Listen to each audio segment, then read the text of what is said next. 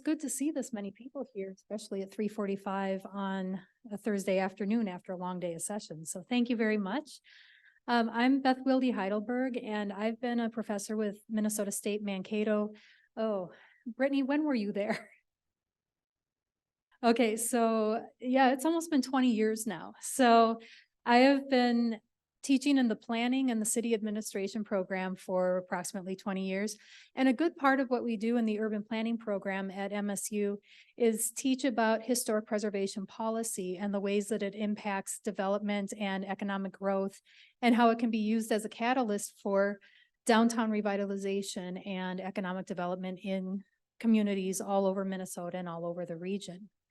So that's just general background on me. And just out of curiosity, aside from Brittany, how many MSU alumni do we have in the audience today? Hello, guys. That's good to see you. We've got a student in the back that is currently with us. So it's very nice to see you all here. Out of curiosity, how many HPC members? All right, good number, good number. How about city staff? Okay, not as many, but I'm still very happy to see you guys. So, and then I see somebody from actually a couple of people from Rethos. Now, one of the reasons I wanted to do this discussion today is that you're all in communities that are growing and changing constantly. But with that change, as you know, comes historic designation and the need to preserve some of these resources for communities. But a lot of people, I know, given my personal age, it's staggering to think that the buildings from the 60s and 70s are now eligible for the National Register of Historic Places. They have met that 50-year threshold. So today I'm going to talk to you about how those buildings can be identified in your community, because we know that resource identification is one of the first steps to actual preservation.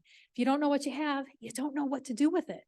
So I'm going to talk to you today about the general ideas of style identification, how you can identify some of the mid-century modern resources in your communities. So Brady Bunch and Brutalist is all about mid-century modern architecture, how you can identify it in the field, and what are some of the common elements. So the mid-century modern movement is almost a reaction against the over-decoration of the Victorian period and the mechanical decoration of the 1920s and 30s. I mean, it is in the case of some of the styles, it's a stripping down of the stylistic elements that create form over function. In the mid-century modern movement, if you talk about certain styles, you're talking about function over form. Not all of them, but many of them. But there are three catalysts to why the mid-century modern movement sort of became a thing, and a thing that still reverberates in communities today. So the big three, you're probably all very familiar with it. First off, the Federal Highway Act. The Federal Highway Act of 1956 cleared out a lot of older cities during the Urban Renewal movement. The Urban Renewal movement, of course, being when the federal government gave vast amounts of money to communities to get rid of their old stuff. Okay, that sounds all good and wonderful, but it also decimated the historic resources in cities. So for a preservationist such as myself and such as you guys, all we can do is look back and just kind of hang our heads and just shake it off. It's done, it's over. So now we know that we have to work to save what was left after the Federal Highway Act and Urban Renewal came through and decimated some of the historic resources. But highways, they cleared out a lot of the Victorian and arts and crafts buildings. The highways did connect larger cities to suburbs that were developing in the fringes. So in that case, you did have a lot of economic changes. You saw cities starting to lose its people and its manufacturing and a lot of the larger businesses and move out to the suburbs. Okay, so that required highways. I don't know if it required highways, but that's what happened, is we got the highways to support that. And we saw a lot of growth in the inner ring suburbs. That growth was happening around the time of the mid-century modern movement. So it reflects, those inner ring suburbs reflect the styles that were coming out of architecture at that time. So the second item. I'm sorry, my mouse is being a little bit stubborn here. Okay, we talked about urban renewal and suburbanization. So the Highway Act, urban renewal, and suburbanization. Those three elements really were the catalyst for the mid-century modern movement because suburbs were developing at such a rapid rate and we needed to build quickly. We needed to build inexpensively. We had GIs returning from World War II that needed to be housed. Well, they weren't living in the cities anymore. They were moving out to suburbs like Levittown and some of the suburbs that we see in areas like Edina and St. Louis Park and the Twin Cities. Fortunately, or if you're not a fan, unfortunately, we had people at the forefront of this movement. There are three major names that come from this period. Some of these are probably familiar, but possibly not. The first one is Mies van der Rohe. Mies van der Rohe had an idea that you could connect with nature and still have a very modern architectural style. His style was very much a glass box kind of living. You were connected by nature visually, but your glass box housing kind of sealed you off from having to actually interact with it. We start to see the rise of visual connections to nature, but yet still a sense of removal. But we also see the stripping down of decoration. We see a removal of things like medallions and oriel windows and bay windows and decorative bracketing and all those fine little details that we would see on Victorian homes. We don't even see like the exposed beams that you would see on an arts and crafts building anymore. These things, gone. You have the very basic structure and very honest architecture. You're looking at the support systems in a Miesian design. Then in the middle, we've got Frank Lloyd Wright. I'm sure you are all very familiar with Frank Lloyd Wright. We are Midwesterners. We know our Frank. Frank Lloyd Wright was also very much a proponent of this connection to nature. He believed in elevating design to a more natural state. What he has to do with the mid-century modern movement, though, is even though he was very popular for his prairie style, he developed a system of architecture called Usonian. And I'm sure you are very familiar with Usonian, but it was, again, a very stripped down, very elemental design where you don't have as much flourish. You have, again, a connection to nature through large windows. You have a connection to nature by very honest materials like wood and brick and stone being used in these designs. But the Usonian was much more much more Frank Lloyd Wright in its design, that it focuses on the horizontal plane instead of the vertical plane. His designs typically did that, but the Usonian kind of takes it to a next level. These were wide buildings that just did not go very high. The third main name in the mid-century modern movement is, of course, Le Corbusier. He was designing in Europe, rebuilding after World War II. His designs were kind of germinating before World War II was over, but after World War II, they really took off. They were very simple in form. They too were very honest in their design. You didn't have a lot of embellishment, not a lot of decoration to deal with. And he kind of gave you what you see is what you get. This is going to be a very basic form of architecture. Some people call it glass boxes. Kind of looks like that, but there is ways to embellish these to kind of make them stand out from one another.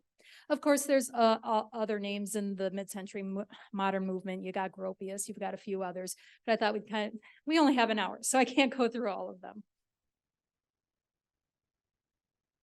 So that brings us to the question, if you've got people like Le Corbusier, like Mies, and to some extent Frank Lloyd Wright, basically designing very honestly structured glass boxes.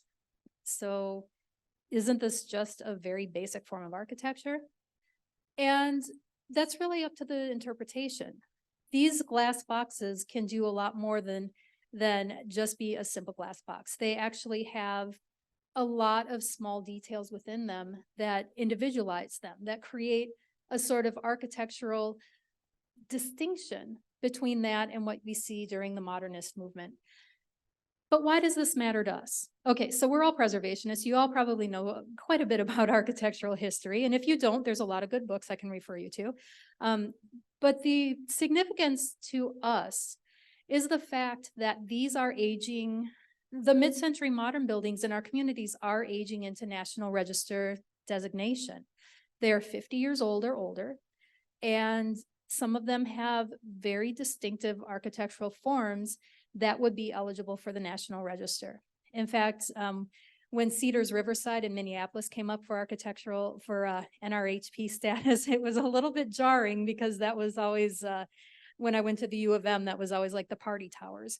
So it's strange to see these buildings aging into NHRP designation. So anything older than 1973, you may want to think about your communities doing some sort of an inventory. So that's the basics. It's really a cut and dry rundown, very basic rundown of what the impetus to the mid-century modern movement is all about and who the big luminaries are. But when you're in the field, when you're actually in your communities looking at these resources and trying to identify what era your building is in, there's a few elements you can look for to identify whether it's mid-century modern. One of the common elements that we see in the mid-century modern movement is ribbon windows. These are just long bands of windows without a lot of interruption in between them. They look literally like a ribbon of windows. It's kind of banded all around the exterior of the building. Sometimes they're separated by, in this case, you've got some spandrels in between just to distinguish them. But it is an unbroken line of windows.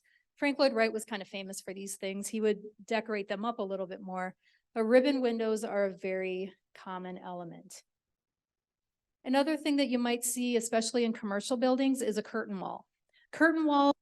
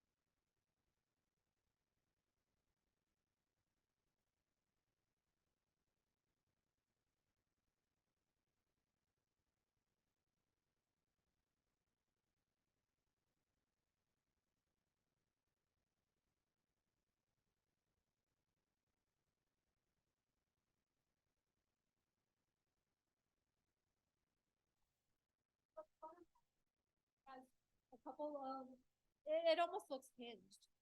Thank you. All right, this way I won't really lose my voice halfway through. It's been a long time since I've done large hall lecturing, so here we go. So the butterfly roof is a way to create sort of wings on the building. And we see this in some of the more outlandish architectural styles like Googie, well, especially Googie, they're really known for this, and some of the residential styles of the mid-century modern movement. So you can see some variations of this. Some of them are pretty clear, like the lower left, but some of them are a little bit harder to see because they add a little bit extra to the eaves of the superstructure. The one on the upper left, you can see the butterfly towards the far left. That's where the ridge line is. So it's not perfectly even. It's not a perfectly even crease in there, but it almost looks like the butterfly roof came up and started grabbing at something. So it gives it a distinctive look. It makes that building stand out from the other mid-century modern butterfly roofs of the era. So it was used in a commercial sense. It was used in a residential sense. So what I love in the picture in the middle is you've got those wonderful decorative screens and the butterfly roof. I mean, this is mid-century modern residential personified. Also the colors, you can't beat the colors. I mean, whoever did this building did quite a good job of restoring it. But the butterfly roof is very distinctive. You can look at it visually. It's one of the easiest types of roofs to identify. But I would say the next one is maybe even a little easier. This one's just fun. This is a fun roof style. This is the hyperbolic paraboloid. And I don't know if you were great at geometry. I was not. But I am willing to go back and learn about geometry just to study this roof line. You take a flat plane and you just twist it. It's kind of like a child's toy. You just do whatever you want with it. Fold it up, fold it in half, twist it around. But notice the difference between the hyperbolic paraboloid roof and the butterfly roof. Anybody notice what's different about it if you're not twisting it too much? I could pick on my students. They're all like, oh God, no. Notice that there's no crease. The butterfly roof had a crease in the middle where I guess the butterfly body would have gone. The hyperbolic paraboloid is a smooth transition. And of course, you know, they put gutters and they put ways to get rainwater off of it. But this one is a much more exaggerated style, I would say, than even the butterfly roof. If you really wanted to make the argument, the butterfly roof kind of resembles a shed roof, kind of put together. Hyperbolic paraboloid is just kind of a whole thing unto itself. So you see one of those. If you can't understand the roof and there's no crease, it's probably a hyperbolic paraboloid.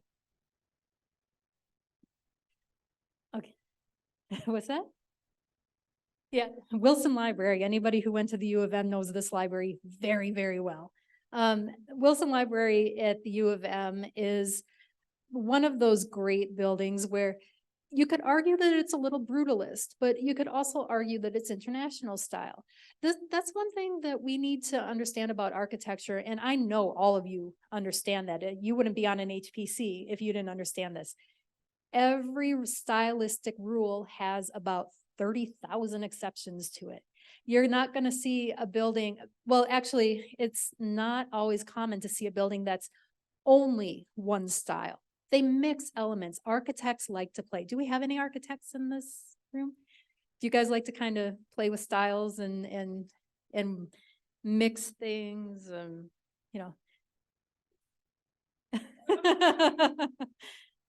I mean, I'm sure that's a response to clients wanting to have distinctive buildings and distinctive forms. I mean, you don't want your buildings to look like everybody else's. You don't go into architecture to do that. So I just want to make it clear that the styles that we're going to look at, and I'm going to see how many I can get in the next, let's see, 23 minutes, there's going to be exceptions. So if you're not sure about a building, ask around, ask the architects, ask your historic preservation specialist, ask the SHPO. They might be able to help guide you to identifying the style exactly. So moving on, so those are just some of the basic elements. Now, again, I could have gone into brick courses and all the smaller details, the terrazzo floors that are very common in this movement as well, but we only have an hour, and I want to have time for questions at the end. So we're going to move right into some of the styles that you might see if you're working as a preservationist in Minnesota. And one of those styles is the international style. The glassy boxes that we all know and love, the Le Corbusiers, the Mesians, the styles that rely on those ribbon windows. There's not usually a ton of artistic detail on these. These are very classic designs of the mid-century. Most people think of these when they think of mid-century modern. So architects wanted to have a very honest but economical form, kind of a utilitarian design coming out of World War II. It started initially as kind of a European movement. They needed to rebuild cities quickly, but they still wanted to do it right. You know, they wanted to build these good, solid, functional buildings using concrete in ways that they never were able to before, or maybe didn't want to. So the style flourished in the pre-war and especially in the post-war era. So the heavy decoration that we saw in buildings in the Art Deco movement, they're gone. We start to see mechanical heating and cooling systems instead of relying on natural airflow and transoms and more external ventilation. Now we've got HVAC systems. Now we're not relying on the weather to provide our heating and cooling. It removes unnecessary decoration. It doesn't add any extra cosmetics. Houses were wide open floor plans. Actually, a lot of these buildings were wide open floor plans. And it provided a lot of good, especially office space. So international style, a very distinctive style to be able to identify because it is very boxy with the ribbon windows, oftentimes, possibly curtain walls. Sometimes if you go around in Edina, you see a lot of the international style buildings elevated with parking underneath. That's kind of a very Le Corbusier style distinctive element. But a lot of people were practicing international style in the 1950s and 60s. But I think even more fun is the Googie movement. It's also called the Popluxe movement. Googie started off in from what I understand, it started off as a coffee shop in West Hollywood, and it was not loved. People thought it was just weird. You know, there was no reason for this design. But if you look at what was happening in popular culture in the 1950s and 60s, you saw a lot of sci-fi. You saw Buck Rogers. You saw attention being paid to this little outfit called NASA. You might have heard of it. And we started to see people looking to the future. I don't know if, probably my students have never seen it, but I used to watch Jetsons religiously. Googie is the style of the Jetsons. I mean, if you go back and look at it, you're like, oh yeah, I know those lines. One of the distinctive features of very common Googie, if you can call it common, is this exaggerated cantilever going over, oftentimes it was used in like service stations, and the cantilever would provide a little bit of shelter as people were getting gas. Okay, so these exaggerated cantilevers almost look like the building is shooting off into space. It's an exaggerated cantilever, and you know, sometimes there were supports on it, but it gave the building very much that futuristic science fiction weirdness that the Googie style was going for. But it wasn't just these exaggerated cantilevers that makes the Googie movement. It's odd lines. It's elements that reach vertically, that go up to the sky, that use these strange colors. It's building elements that don't need to be there. They don't serve necessarily any functional purpose, but they look really good. So sometimes that's okay to do in architecture. And that was kind of a debate between the international stylist people and the Googie people. How do you want to make your building stand out? Strip it down or overdo it? You can kind of take your pick. Googie was very popular for using butterfly roofs and hyperbolic paraboloids, for adding, like on that car wash in the lower right. I honestly don't know what the hell's going on with that thing. There's no need for all those little colored pointy things. And I'm blanking on what those would be called, so please don't ask me. What would those be called? Finial, I suppose. Yeah, they're like exaggerated finials though. Yeah. You know what? I'm actually going to call them that in my lectures from now on because I can't think of a good term for it. So these finials, they may not be necessary, but don't tell me that if you were going to say, I'm going to go to the car wash, that somebody wouldn't be able to picture that one over, say, what you would see at Speedway today. Although Speedway's starting to install disco lights in their car washes, which is kind of awesome, actually. So you can see hyperbolic paraboloid in the lower left. You can see exaggerated triangular roofs. Googie is just a fun style to have. And I don't know, how many of you have been to Mankato prior to this conference?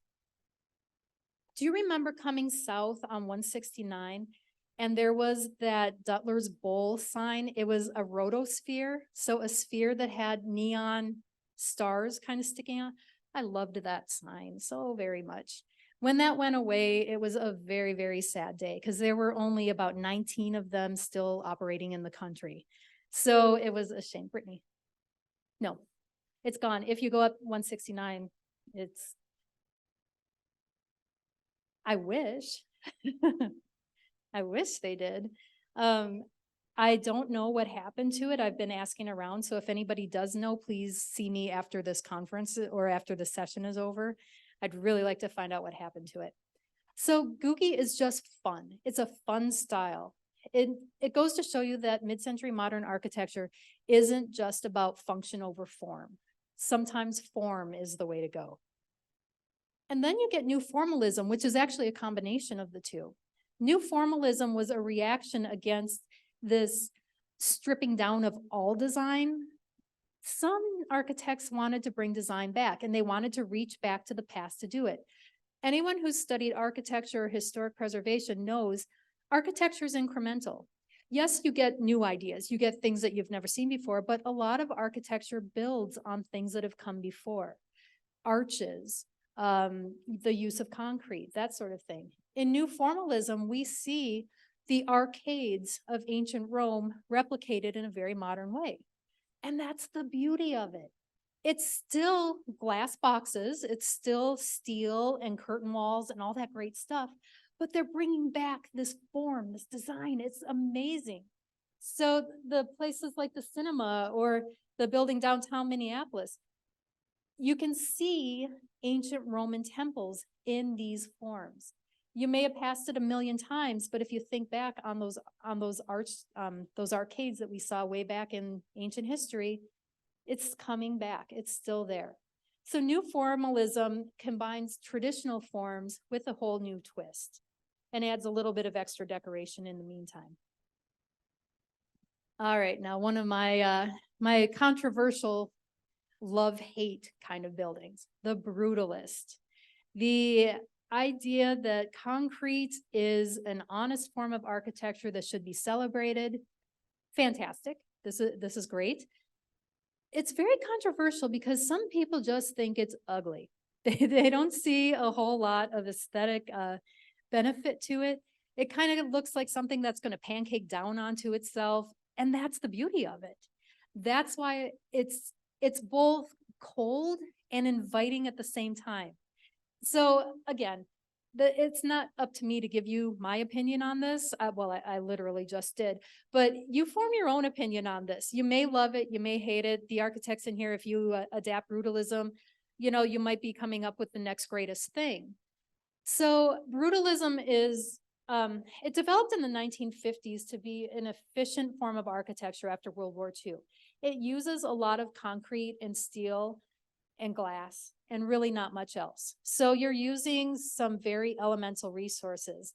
It reacted against the modernist movement. It was another way to strip down styles, but unlike international style, which was very boxy in its form overall, they played with the form a little bit. They added some details like the Boston City Hall in the lower right or the Rarig Center. You notice how the top floor is actually wider than the lower floors. This is unusual. You're not going to see that in a lot of other designs. So they're playing with it. They're making it fun again. You get a lot of variations of brutalism, though. You're not going to just get the top-heavy form. You're going to get buildings like on the upper left that kind of look like children's toys being stacked in random directions. Or I guess that would even more apply to the lower right. You're not supposed to fully understand brutalism, or maybe you are. It's kind of an ambiguous style. You don't really know where to go with it. So it's an unusual form that can be literally anything that you can build out of concrete and steel and glass. So these are just fantastic forms. If it looks heavy, if it looks like a fortress, if it kind of looks like a supervillain's lair, you're probably looking at brutalism. And then another favorite, and I'm sure you all have seen examples of this around, the mimetic form. When I explain it to my students, I often call it stuff that looks like other stuff. So all you got to do is figure, if it looks like a fish, it's probably going to be mimetic. Mickey's Diner, this one, I always categorize it as mimetic because it's supposed to look like a train car, but it's very much a diner when you step inside. There are some much more clear examples of it, like the ice cream cone, or if you've been to Wisconsin Dells and eaten at Mr. Pancake, that one looks like a steamship. It's clearly never been a steamship, but it has a very distinctive look that draws in customers. If you say, yeah, I'm going to go to Mr. Pancake, a few people might know what you're talking about. But if you say, okay, drive down the main street in Wisconsin Dells and look for the building that looks like a steamship. They don't even have to know the name of the place. They're going to know what you're talking about. So you get this mimetic form that was a fantastic way for people to advertise. The impetus for the mimetic form was roadside architecture. People would take road trips with their families and they get a little bit hungry. So, all right, in the olden days, they would bring a picnic lunch and sit down at the side of the road. Well, people figured out, if we can capture them and bring them, I mean, not literally capture them, but if we can grab their attention and bring them into our diner, that's money in my pocket. So they had to make a way of distinguishing themselves from all the other restaurants, but also they had to be noticeable from a distance. As people are coming, speeding down the road at 35 miles an hour, they needed to have time to get hungry for that thing. For example, that ice cream cone up there. Okay, so you're driving down the road and you're with your family and you see kind of the tip of an ice cream cone. You're like, ice cream, I like ice cream. Okay. So you're just driving a little bit further and the ice cream cone is getting bigger and you're like, yeah, I could really go for some chocolate right now. So you're building that anticipation. By the time you get there, you're pretty much digging in your car cushions to find change for that ice cream. That's how they get you. So mimetic is a great advertisement. It's a great way to not only draw attention to your design, but to capture that hunger, I guess. So mimetic is fun. We're still doing mimetic. These are some older examples, like the milk bottle. It doesn't even have to be a specific marketing thing, like the duck. Okay, the duck is just fun. It's not the duck that was a daycare. The cat is a daycare. The duck is a house. So it doesn't have to have a function. It can just be something fun because architecture should be fun. Okay, I know, again, the international style people and the brutalists might argue with me, but what's wrong with having a little fun? That's what mimetic is all about. Now, that's not to say that there isn't a place for efficiency and making sure that your modernist movement is making some sort of improvement on architecture. And that's what the geodesic dome was trying to do. It was really, whether he created it fully or whether he just refined it, but our Buckminster Fuller was looking for a way to make shelters a little bit more comfortable, a little more efficient, a little bit more useful for families. He found that the triangle was a much more rigid structure than the rectangle. And so he figured putting triangular pieces together created this nice dome that would effectively change the way modern architecture would operate. There were a lot of geodesic homes built in this period, and for some reason they just kind of stopped. I'm sure that there was flaws in them. I'm sure they were very difficult to decorate and very difficult to keep maintained. But the geodesic dome is probably, like the Googie, one of the easiest ones to identify in the field. If it's a dome with triangles, you probably got a geodesic dome.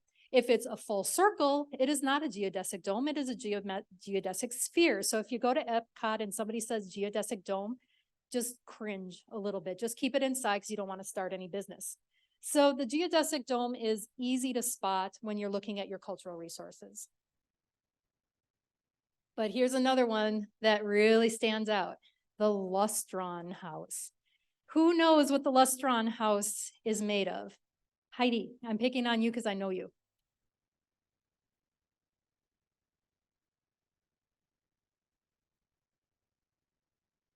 Enameled aluminum. This is a kit house. This is a house you can order from catalog and it'll basically be shipped to you with some instructions like 1950s IKEA. This was supposed to be a good, efficient, and kind of paying attention to ecological house building at this time. This is a good, solid house, and we still see examples of this. Oh, I guess I did have aluminum written right on there. Whatever, you know, you write these things late at night and it slips your mind what's on it. So the Lustron house was built by a manufacturer who promised to build and revolutionize house design. He was going to build these all over the country. The company was going to build them everywhere. It was mass produced for World War II vets to be easily affordable. It premiered in 1948. It did not last very long. They overpromised and could underproduce. So there are still many Lustron houses, but it could have been so many more. There was a whole political infighting, a whole regulatory infighting. It's a messy story, but it's a really fascinating story too. But if you go around, and it's right by a high school, it's kind of that Nicollet South, just north of 494 area. There's a lot of these houses still standing, and they are just a great example of this particular style. These were not big houses. These were not high style architect designed houses. These were going to be very functional, very to the point. Yes.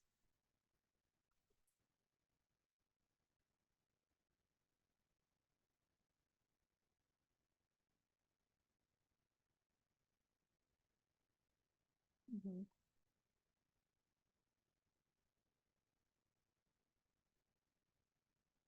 Yeah. It would have had to be transportation reliant. Yeah. But I used to be a historic preservation consultant for a private firm, and we did a project in rural Nebraska, and we found a few clusters of Lustron, and that was really curious. So to your answer is, I would have thought so until I did the Nebraska project. So they can be found pretty much anywhere you can get a truck. But I would imagine that most of them would be clustered around major transportation hubs. Just because, you know, paying for shipping has always been a problem. Okay, so another very distinctive architectural form of the mid-century modern movement is the A-frame. The A-frame is kind of self-explanatory. Y'all know what an A looks like. I don't have to explain it. But what's curious about this one is the way that the roof slopes. It's great for water runoff. It's fantastic for the efficiency of getting, well, precipitation is probably less of a problem on an A-frame than, say, on a flat or very shallow pitched roof. The A-frame is easy to spot. Typically, the roof line slopes from the peak down, not maybe to the ground, but pretty close. So it's like a very steep pitched gable that encompasses the whole house itself.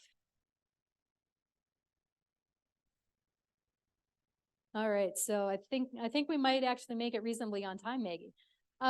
So in the shed style, now this one we see quite a bit in the Twin Cities area. The shed style takes multiple cubes of a single slope roof and kind of arranges those little individual cubes into different formats. So you can have a single shed roof like the upper left, or you can mix and match it like all the other ones. This is a style that was very popular in the 1960s. Charles Willard Moore and Robert Venturi were designing in this format right around the 1950s. It kind of caught on in the 1960s. It got interpreted for residential use. We see it in some commercial uses as well. It was reinterpreted, kind of brought to affordable housing developers in the 70s and 80s. And then it just kind of died off for a while. We don't see a whole lot of them being produced in the 90s and early 2000s, but with the interest in mid-century modern, we're starting to see a resurgence in some of these forms. So the shed style has that very distinctive, again, Brady Bunch kind of look, but it's coming back. Now, what's really interesting is the ranch and the split level. Some of these are now 50 years old. Some of these might end up being on the National Register of Historic Places. So for all of you who used to take your sleds and go down the steps of your inside staircase and then down the other ones, now that could be a historic site.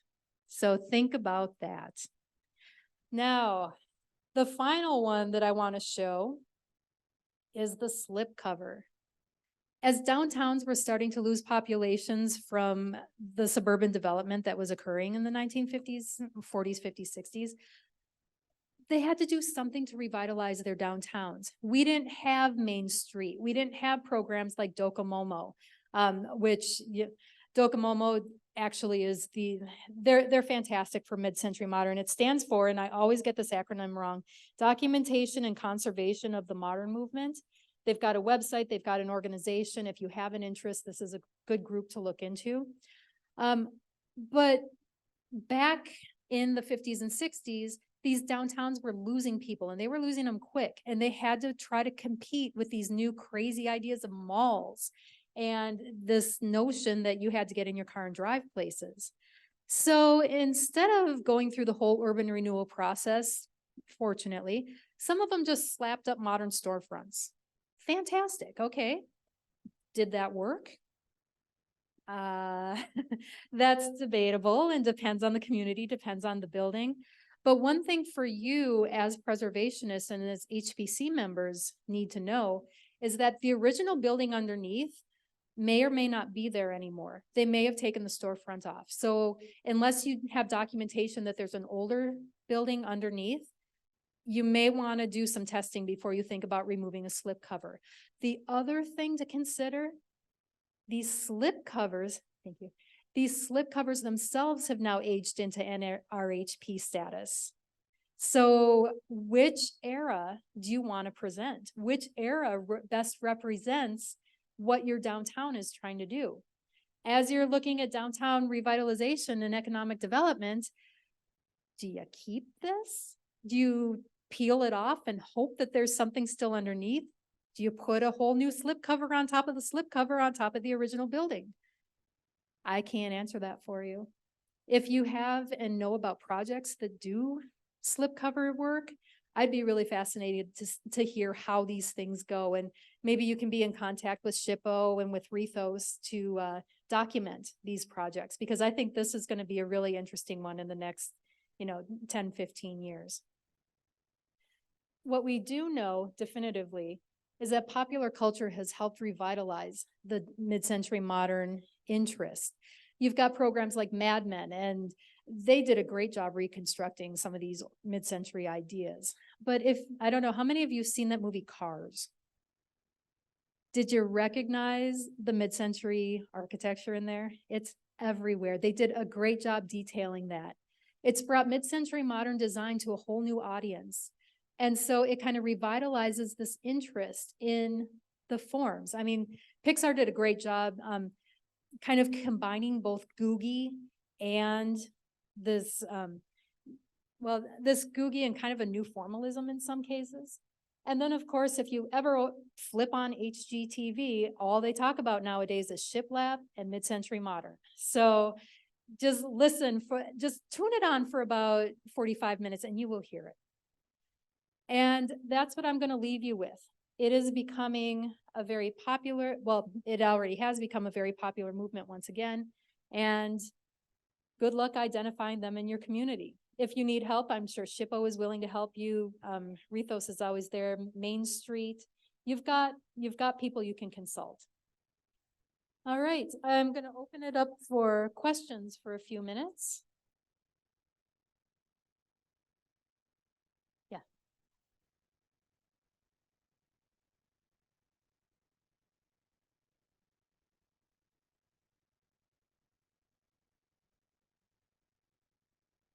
Yeah.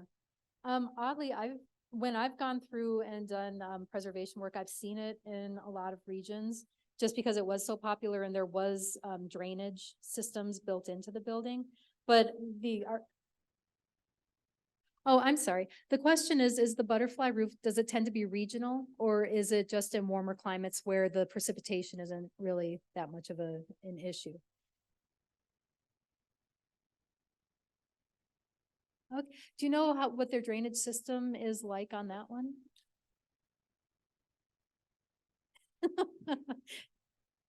You're much more polite than I am. I have no problem staring at architecture. But, you know, that's why they pay me the big bucks, so, right? Are there any more questions? Because you're going to see a lot of this stuff downtown Mankato when you go wandering. Yeah.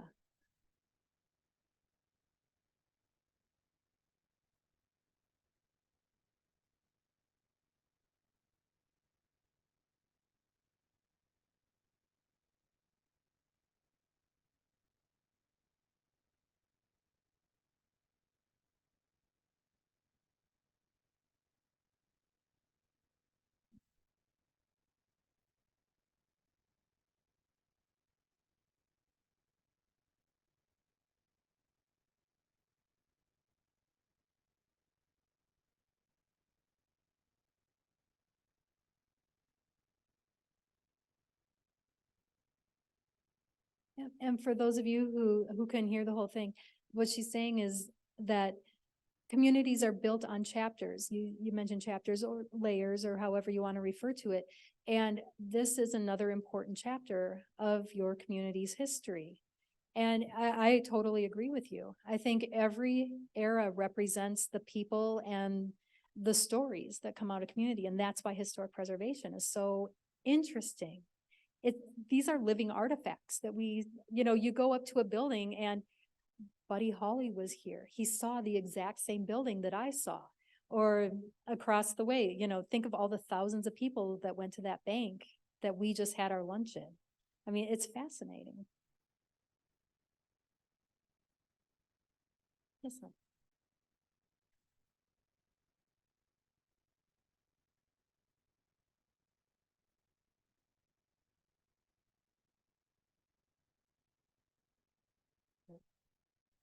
Mm.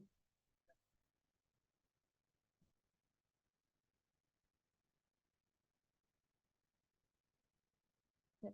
Maggie, can you come up for a microphone? Um, so just so in case people couldn't hear it, communities do have flexibility to interpret their historic resources in different chapters. It doesn't have to be like our city is all Victorian, our city is all mid-century modern.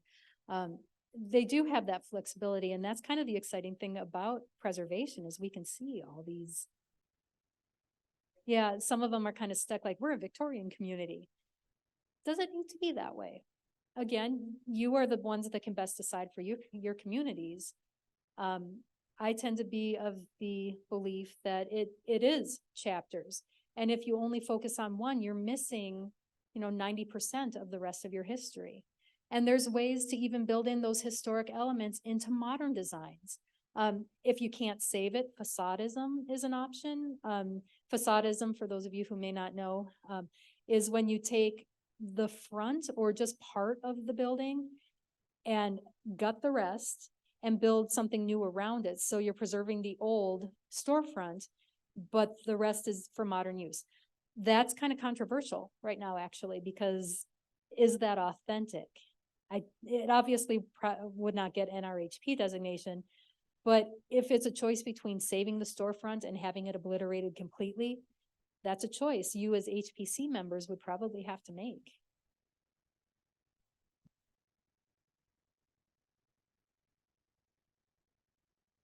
Anyone got a good slipcover story?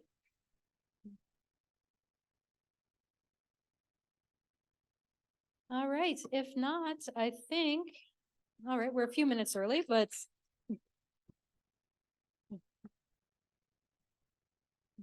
it's a beautiful day. Get outside.